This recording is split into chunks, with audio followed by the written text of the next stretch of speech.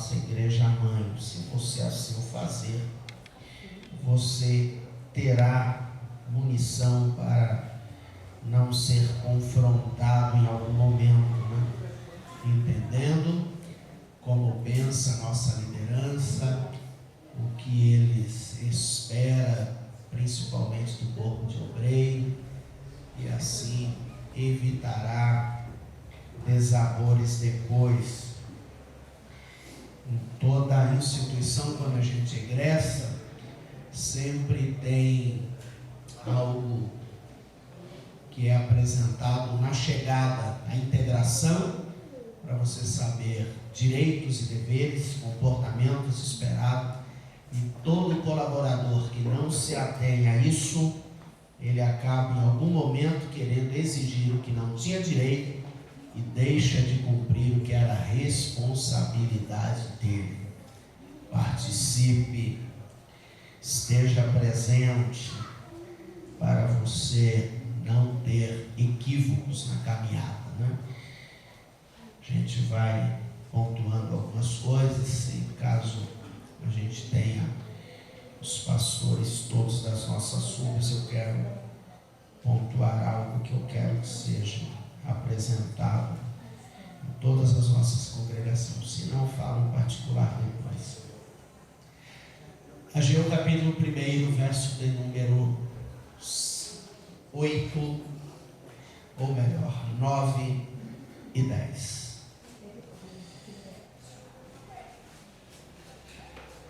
Ageu capítulo 1, verso de número 9, 10, e leremos o 11 também, tá bom?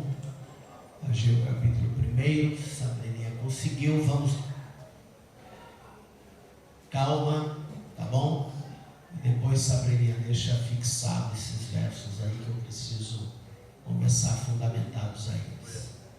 Esperasses o muito, mas eis que veio a ser pouco. Esse pouco, quando trouxesse para casa, eu o dissipei com açúcar. Por que causa? Diz o Senhor dos Exércitos: por causa da minha casa, que está em ruínas, enquanto correis cada um de vós a sua própria casa. Verso 10. Por isso os céus por cima de vós retêm o orvalho, e a terra retém os seus frutos.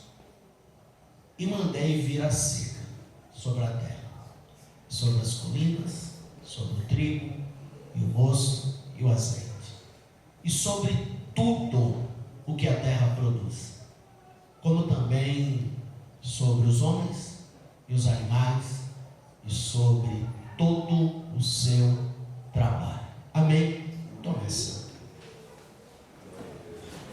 Queridos,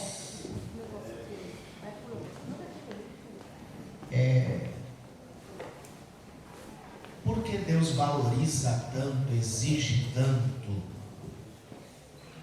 comportamento ativo em relação à casa dele? Porque para Deus é tão importante esse comportamento.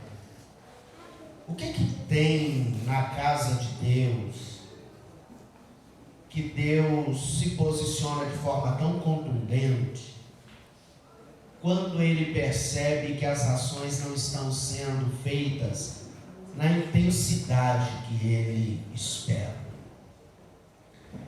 Verdade que no período escrito desse texto havia uma compreensão de forma literal que o templo aonde a nação de Israel ia para a adoração, para as festas, lá estava o mover de Deus, a manifestação de Deus, os sacrifícios que eram apresentados, a presença sacerdotal, a presença do sumo sacerdote uma vez por ano.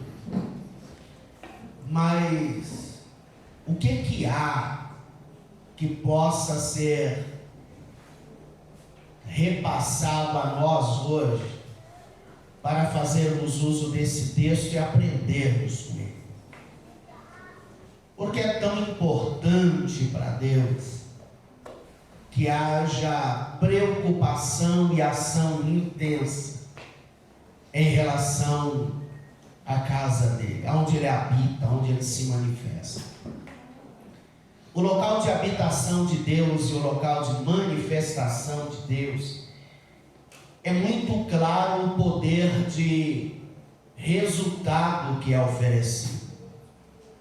Deus sempre apresentou a sua manifestação, a sua presença, como elemento fundamental para transformar pessoas, para readequar comportamentos, para definir mentalidade a ser transferida de pais para filhos. Então Deus sempre valorizou esta ação, ou que as pessoas entendessem o quanto é sério, porque Ele entende o resultado que isso produz. E quando em momentos de adversidade houve uma redução, e olha que havia até uma justificativa, até porque quando o local de adoração é destruído, esta produz uma impossibilidade de acesso. Parece haver uma justificativa plausível de dizer: Deus, eu não faço porque não é possível fazer, não há liberdade para fazer, o local que deve ser feito não tem acessibilidade para fazer. Mas Deus tem uma leitura que ultrapassa as nossas justificativas. Não há justificativa que passe pela peneira de Deus e Ele não tem um veredito no final. Às vezes a gente coloca a justificativa na saúde, na ausência de saúde, a justificativa no ambiente de trabalho, e entendendo que esse ambiente é necessário para a nossa subsistência. Às vezes colocamos a justificativa para a não participação devido às adversidades, à falta de apoio, à falta de liberdade no feito. Mas é bom lembrarmos que todas as justificativas que possam existir, há um Deus que tem um filtro específico. Há um Deus que não vê como o pastor vê, não vê como o pai vê, não vê como a mãe vê, não vê como o líder da empresa vê. É aquela pessoa que, quando não está a fim de trabalhar e gozando de uma credibilidade, ele dá uma ligada para o líder e diz que não está bem de saúde, e dependendo como o líder entender e aí entender, acreditar como ele é, por vezes o líder: não, rapaz, fica em casa, cuida da saúde, e o líder não sabe de fato que a pessoa tem, mas é um Deus que sabe. Aleluia. Eu não sei se você já teve a oportunidade de estar perto de alguém que ele não está muito a fim de levantar, não está muito a fim de ir em algum lugar, aí você vai abordar, ele fala: não, mas é que eu estou com febre, eu tive febre a noite inteira, eu estou com uma reação alérgica, não estou bem de saúde. E quando a gente não tem como aferir essa fala, a gente acredita. A questão é entendermos que há um Deus que as nossas justificativas para Ele às vezes não cola, não é aceitável. É alguém que traz um atestado para justificar a falta. Eu já tive a oportunidade, vou dar um exemplo, isso foi motivo de gracejo, mas na avaliação secundária foi definido que era verdade. Um belo dia, eu estava no ambiente de trabalho e o Igor chegou, ele não estava bem, passou lá e ia passar no médico lá onde eu trabalhava. A questão é que no pronto-socorro tinha muita gente. Como no setor onde eu estava, tinha médicos presentes, o médico viu o Igor, eu apresentei, falei, doutor, esse aqui é meu filho. Ele falou, tá tudo bem? Ele falou, tudo bem. Falei, ele vai passar no pronto-socorro. O médico olhou e falou, mas vai passar no pronto-socorro por quê? Falei, que ele está com a garganta ruim, estava com dor de cabeça. O médico falou, não precisa ir lá não, entra aqui que eu já atendo ele. Entrou, o médico atendeu, avaliou, deu o exame que era para fazer e falou, você faz o exame e depois retorna. Eu vendo o exame, eu vou definir. Quando o Igor volta, o médico tinha ido embora. Quem é que estava de plantão ainda na hora? Uma médica que era ginecologista, trabalhava comigo e era ginecologista. Quando o Igor chega, ela olha e fala, tudo bem, Ezequiel? Eu falei, tudo bem, doutora. É que o Igor passou mais cedo com o doutor Walter. O doutor Walter pediu para ele fazer um exame e retornar. Ela falou, você fez o exame? Fez, está no sistema. Ela entrou no sistema, verificou qual era o resultado. Falou, você vai tomar esse remédio, foi isso que ele passou? Continua tomando esse remédio e eu vou lhe dar o atestado. E ela pegou o atestado e assinou e carimbou. Quando ela carimba, o carimbo era de uma ginecologista. O Igor pega o atestado, leva para a empresa.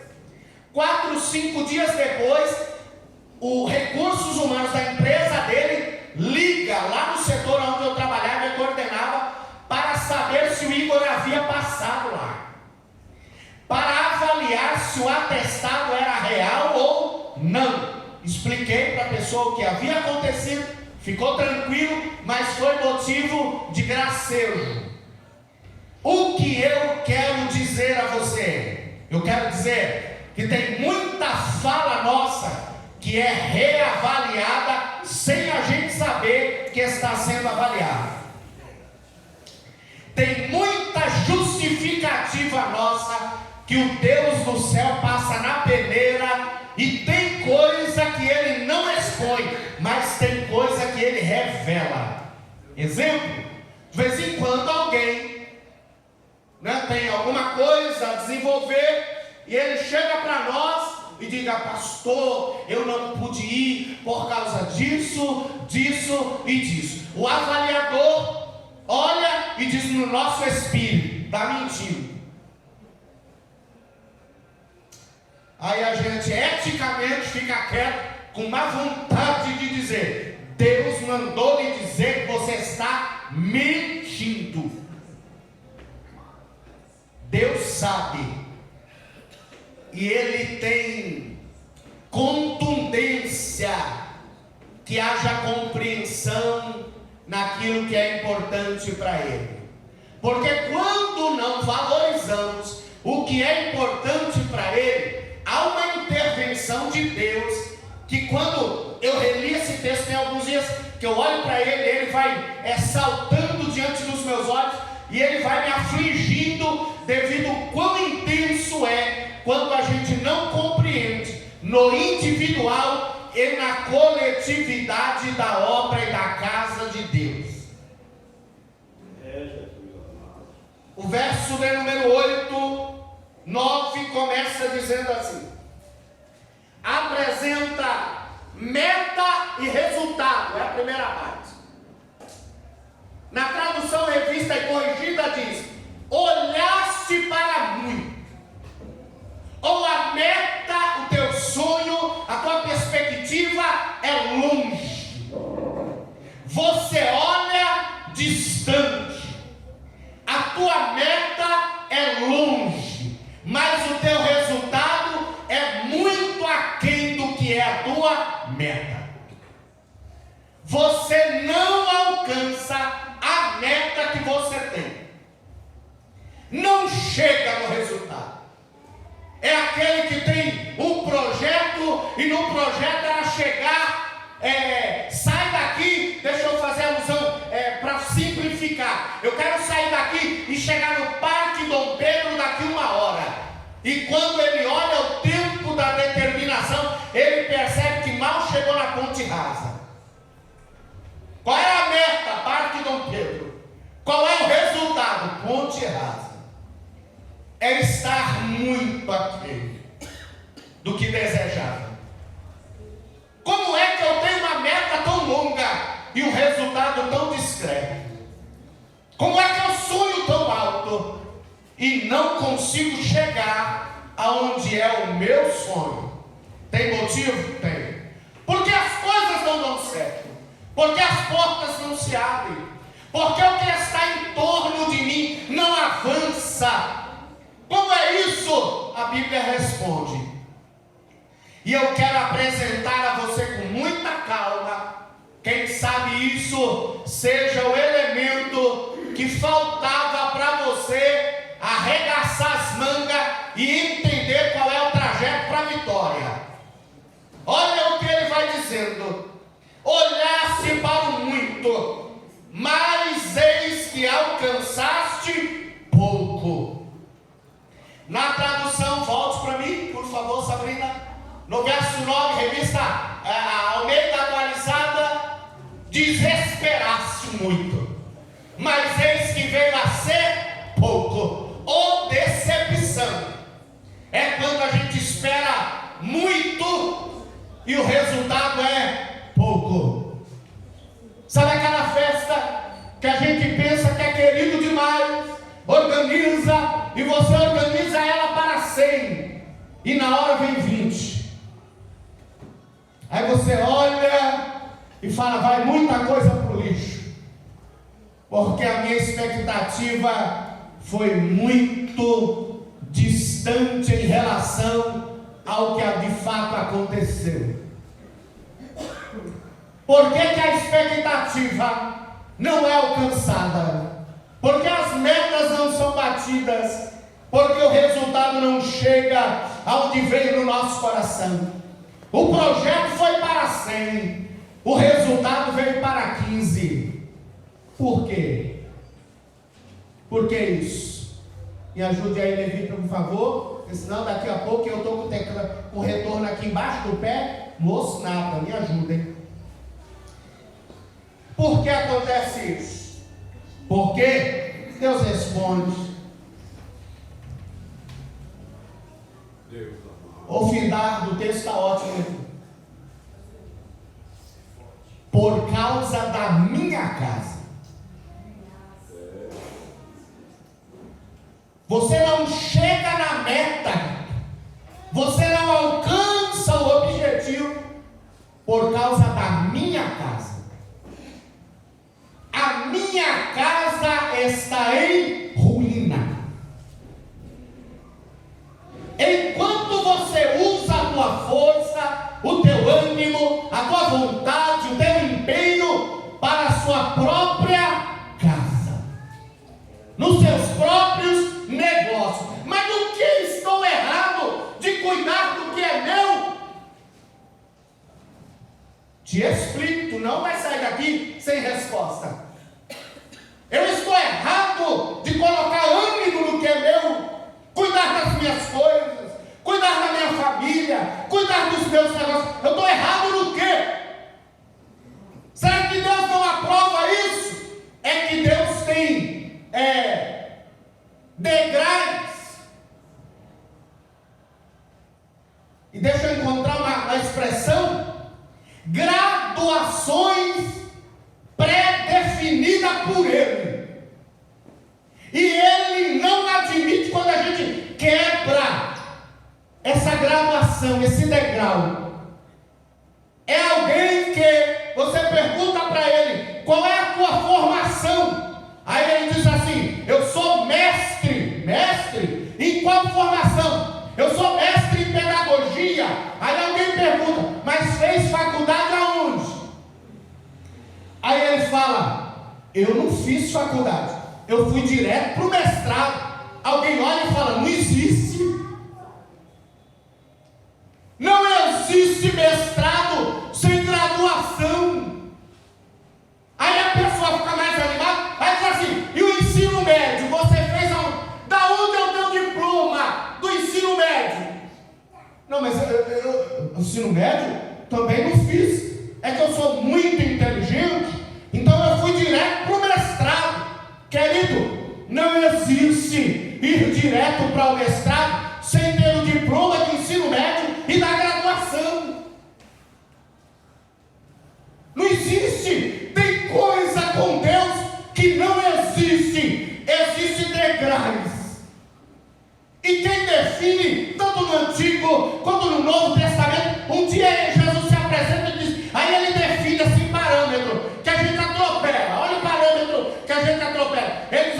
ó, o parâmetro é esse: buscai primeiro. Foi Paulo que disse isso, não foi João que disse isso, não foi Tiago que disse isso, foi Jesus que disse isso. Buscai primeiro. E se eu buscar segundo, está errado. E se eu for colocar na terceira opção, vai ter problema. E assim, se eu fizesse só na hora que der, você vai descobrir que tem um Deus que interfere mais do que você imagina. Por isso a gente veio aqui hoje para conversar. Aleluia. Tem um Deus que ele tem um poder de intervenção tão radical que chega a assusta. Primeira ação ele bloqueia resultado que não é compatível com o que ele espera. Eu espero isso. Qual é a tua missão? Qual é a tua meta? Qual é o teu projeto? Deixa eu ver se os princípios que eu defini estão inseridos no projeto. Se estiver inserido, eu estendo a mão e te abençoo. E se não estiver, tu espera muito, o resultado é pouco, e ainda quando vem pouco, ainda tem a mão dele contra você. Motivo: a minha casa. Porque a minha casa está em ruína. Domingo eu terminei o culto dizendo assim: querido, como é que você sabe o que Deus lhe deu? Você recebeu de Deus dons, talentos para servir na casa dele, isso de forma coletiva falando, e a pessoa vê o negócio estourando e não faz nada. Sabe que pode ajudar, mas não ajuda. Aí alguém diz assim: ah, pastor, eu já fui muito ferido, então agora eu resolvi não fazer nada. Então você veio aqui hoje e eu quero te alertar sobre o poder de intervenção do Deus a qual servimos. É em Deus. Primeiro termina o ano. Sabe aquela oração que a gente faz dia 31 de dezembro? Ele fala: ah, Senhor, olha, se o Senhor me abençoar, eu vou fazer. Quando chega 31 de dezembro do dia seguinte, do ano seguinte, a gente dá uma olhada e percebe que às vezes não aconteceu quase nada. Mas por que não aconteceu quase nada? Será porque a gente não colocamos em segundo plano aquilo que para ele era em primeiro? Mas se eu colocar aquilo que para ele era em primeiro, aquilo que é importante para mim não vai ficar aquém, não vai ficar sem fazer. Só a Bíblia que a gente vai ler, tá bom? Verso 10, por gentileza, Sabrina. Por isso, ó, aleluia, os céus por cima de vós retém o orvalho. O que está embaixo não é umidificado. Sabe por quê? Por causa da minha casa. A minha casa está em ruína. Como eu controlo o céu, não pinga uma gota.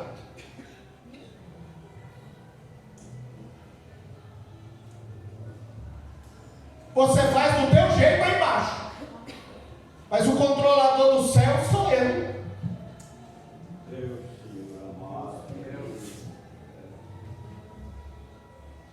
Por isso que por causa da casa que está em ruína, e a pessoa cuida mais do que é importante para ele e deixa o que é importante para Deus para lá. Então o que ele faz?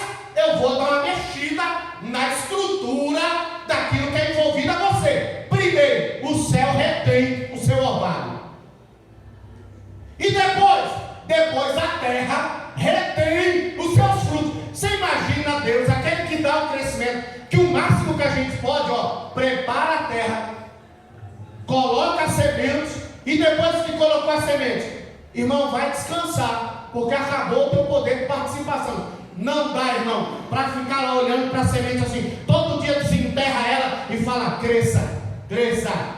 Não dá. Você enterra e espera. E a partir daí é com quem dá o crescimento.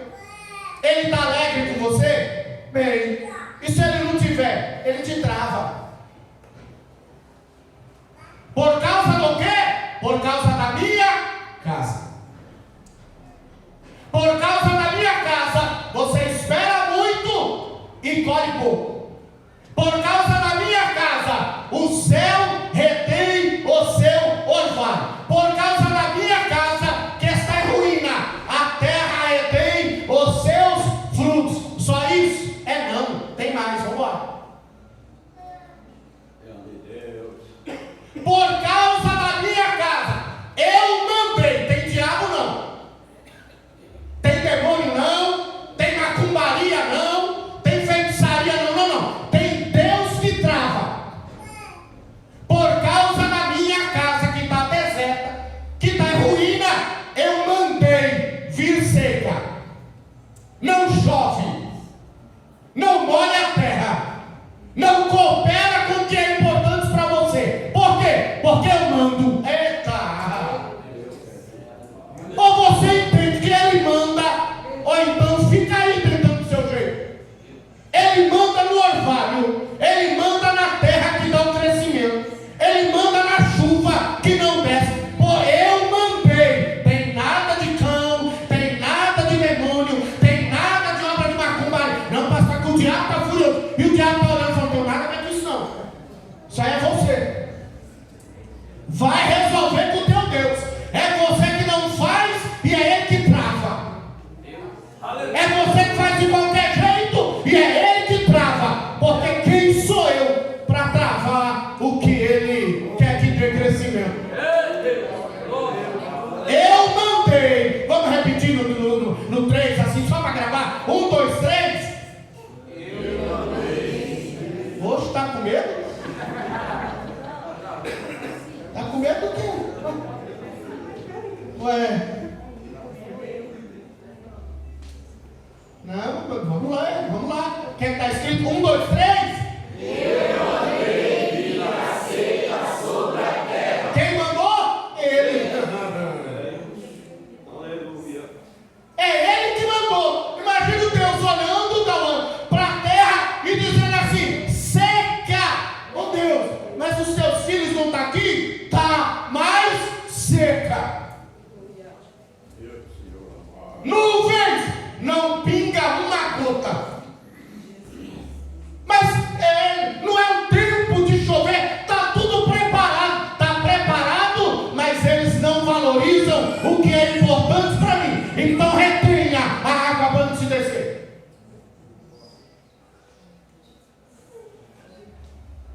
Tem mais? Tem. Mandei vir a seca sobre a terra, sobre as colinas. Olha lá, sobre o trigo que faz o pão, sobre o mosto que é a uva, que é o vinho, sobre o azeite que é para unção, para sarar a ferida. É ele dizendo assim: não vai ter remédio para a ferida, não vai ter nutrição para se alimentar e não vai ter alegria. Por quê? Porque a minha casa está em ruína. Aleluia. Será que ele tem poder de intervenção? Aí eu lhe pergunto: o que é que tem na casa dele que é tão importante para ele? É que ele sabe que a casa dele produz. A casa dele coopera com a obra de redenção. A casa dele coopera com a obra de transformação. A casa dele coopera com o grande projeto dele de buscar e salvar todo aquele que se havia perdido. Aí ele vê a gente fazendo da casa dele nada. Pastor, isso é igreja? Não, é individual e coletivo. Porque o dia que a tua casa, no individual, estiver cheia dele, no coletivo é mole. Eu nunca vi alguém cheio do Espírito Santo, a gente chegar nele e dizer: Deus pediu para você fazer isso, e ele falar: não vou. Nunca vi na vida. Estava lá a igreja reunida e de repente o Espírito toma alguém e diz assim: separa a Barnabé e a Saulo para a obra que eu tenho enviado. Irmão, eu nunca vi alguém cheio do Espírito Santo desobedecer direcionamento. A pessoa só olha e fala: Deus mandou? Mandou, fui. Alguns até dizem eu já sonhei, já tive visão, ele já usou alguém em profecia, ele estava só esperando. Por quê? Porque o Espírito que habita aqui é o mesmo que usa alguém para dizer, ele fez, ele falou, é para fazer. Tudo isso por quê? Por causa da casa que não está sendo cuidada como ele gostaria que fosse, valorizada como ele gostaria que fosse valorizada. Por causa disso, ele manda vir seca. Aí o trigo não produz, a videira não produz, a oliveira não produz. Quando a videira não produz, a oliveira não produz, eu já entendo também que a figueira também não produz. Sabe o que sobra pra gente? Só espinheiro. Deixa eu falar algo bem quentinho aqui. Toda vez que a gente não se envolve e não permite que aquilo que é bom esteja em evidência, a gente se prepara para o espinheiro nos cutucar. Meu Deus. Sempre tem um espinhozinho para vir. Deus. Tem mais, pastor? O que me assusta é que tem. Olha, ele trava a chuva, ele manda seca. O trigo não produz, a videira não produz e a oliveira não produz. Aí ele acrescenta, Raquel, ele diz assim, e sobre tudo. E o capim que o gado come, seca. Aí o gado não come capim, como é que a vaca produz leite? Não tem. Toda essa intervenção, por quê? Porque a casa dele está sendo tratada de qualquer jeito. Tem mais? Tem um pouquinho mais. Ó, tem mais.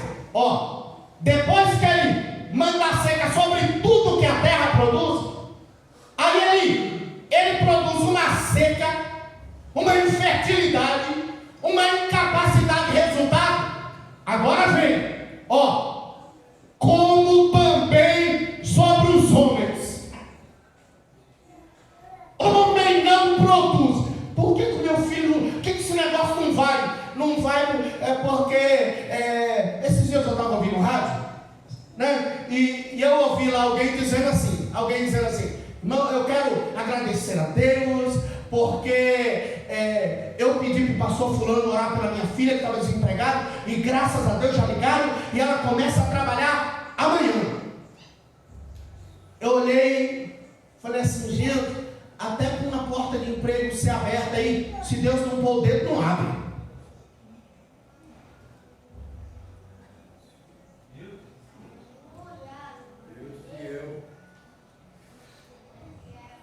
Eu não sei se você já vivenciou isso, mas eu me recordo de um amigo que tem, e uma certa feita ele precisando de trabalho, o dono da empresa o conheceu e disse para ele assim, leva o seu documento que amanhã você começa a trabalhar lá comigo. O dono, não estou falando o encarregado, o supervisor, não o dono. Ele conversou com a gente e falou assim, amanhã eu começo. O dono quer que eu trabalhe. Só que o dono só não avisou para ele que tinha alguém que mandava nele. Como é? Você sabia que o dono da empresa tem alguém que manda nele? Ele nem sabe, mas tem. Ele nem percebe, mas tem.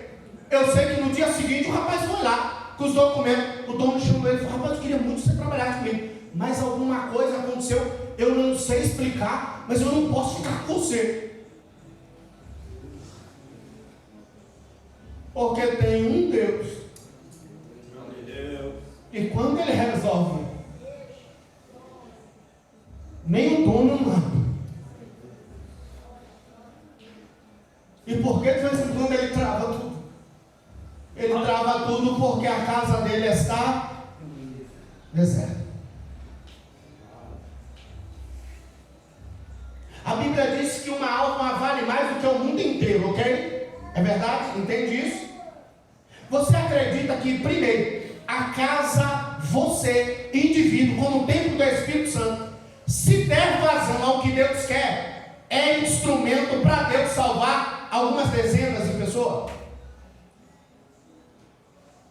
Você entende gente que você predisposto a servir a Deus, estou dizendo de forma individual, fazendo a visita que Ele mandou você fazer, um monte de gente deixa de ir para o inferno. Aí Ele pede para você fazer, e você quer levar no banho-maria, e acha que Ele vai lhe abençoar, ou fingir que não está acontecendo nada. Você acha mesmo? Aí você veio aqui, e aí Deus toma a minha boca para dizer para você: estou travando tudo. E eu gostaria que você percebesse, porque a minha casa é importante para mim. E só para te alertar, ó, eu tenho o poder de abrir o céu e mandar orvalho. Glória a Deus, aleluia. Eu tenho o poder de fazer a tua meta chegar aonde você quer. Eu tenho o poder. Irmão, tem alguém que trabalha como vendedor aqui? Tem alguém que trabalha como vendedor? Não tem ninguém? O William trabalha como vendedor, William? O irmão Orlando trabalha como vendedor. Olha como funciona, ok? Qual é a meta do mês? A meta do mês é, permita usar o Orlando, ok? Meta do mês, vender 8 carros no mês. Tá bom? Meta, 8 carros vender. Começa dia 1º, qual é a meta? 8 carros. Aí, quando lá, dia 8, já passou, né? Tá chegando quase 1/3 do mês. Vendeu quanto? Nenhum. Dia 15, meta até o dia 30. Vendeu quanto? Bondade de Deus. Vendeu 1. Dia 20, alguém olha, fala, já foi 2/3 do mês. A meta era 10 e agora, querido, o Deus a qual a gente serve, se Ele quiser, no dia 30, Ele manda 8, 10 na mesma hora, na fila. Eu vim aqui. Por quê? Porque quando Ele quer, Ele manda para cumprir aquilo que a gente deseja. E quando Ele não quer, até quem está, irmão, interessado, falou: o carro que eu queria era esse, a condição era essa, o preço é o melhor, mas acabaram de me ligar agora, eu volto amanhã. Não, moço, mas hoje é dia 30, o mês é de 30, me ajuda aí para me bater a meta. Eu acabei de receber um telefone, minha esposa está doente, eu preciso ir embora. Fica aí no teu carro. O que é isso? É porque é um Deus que controla mais do que a gente imagina.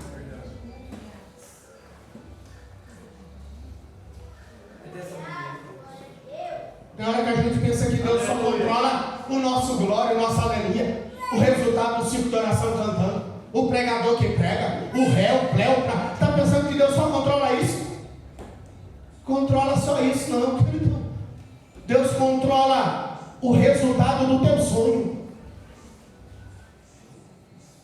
Deus controla a possibilidade de você chegar aonde você desejava. Glória a Deus, aleluia, Jesus. Deus controla a quantidade de água que desce nessa porção de terra, na quantidade exata. Porque se uma planta suporta 100 litros de água, se ela receber 200, ela morre, irmão. Jesus amado. E se receber 50, fica seco, não produz.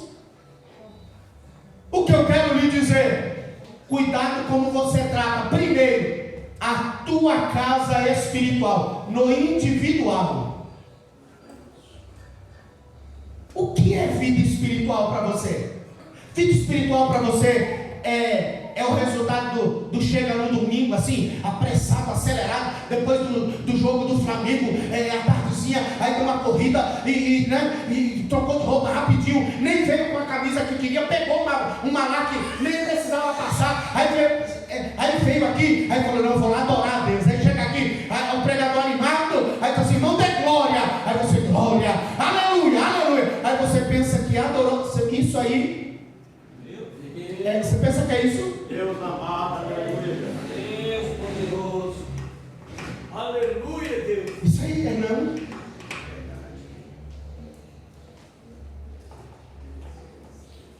Eu quero que cuide da minha casa. Qual é a primeira casa? Você no individual. E segundo, a casa dele no coletivo.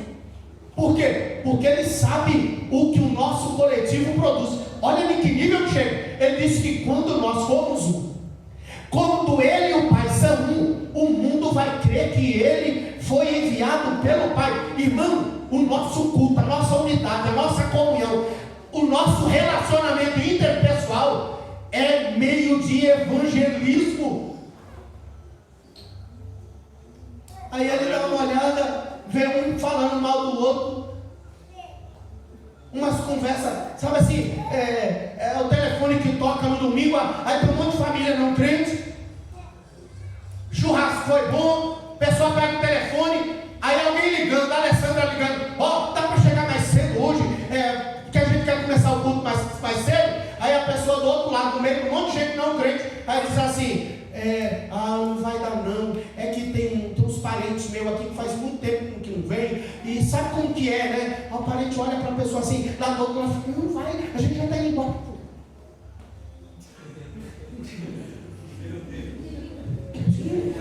Aí Deus fala, fique tranquilo, deixa comigo. Quer dizer que a minha casa assim, é quietinho, você é a desculpa que eu precisava para não ir, eu estou aqui que aproveitar para descansar. É isso? Tranquilo, você vai descobrir que eu controlo a água que desce e o fruto que nasce. Aleluia! Você vai descobrir que eu tenho o poder de controlar o resultado em cada homem. Que o resultado da produtividade do teu filho é comigo. O resultado da produtividade da tua filha é comigo. O resultado da gestação é comigo. Dá certo é comigo. Porta aberta é comigo. Porta fechada é comigo. Por quê? Porque tem hora que a bênção não é a porta abrir, é ela fechar. Mas aí você quer que ela feche por várias situações. Aí o dono fala assim, não vou mandar embora. Se você quiser que peça a tua conta. Você fala, eu tenho tantos anos aqui, se eu pedir a conta eu saio com a mão na frente e outra atrás. Problema seu.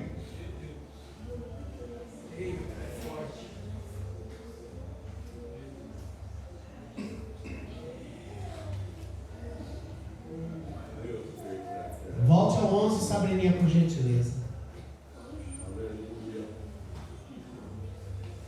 Ele manda vir seca sobre tudo o que a terra produz, como também sobre os homens, e também sobre os animais. E aí termina dizendo assim, e sobre todo o seu trabalho. Sabe você trabalhar, irmão, o dia inteiro em uma coisa, subordinado no contrato, entrega de resultado, aí quando chega no final do dia, o negócio não dá certo. Estourou o prazo.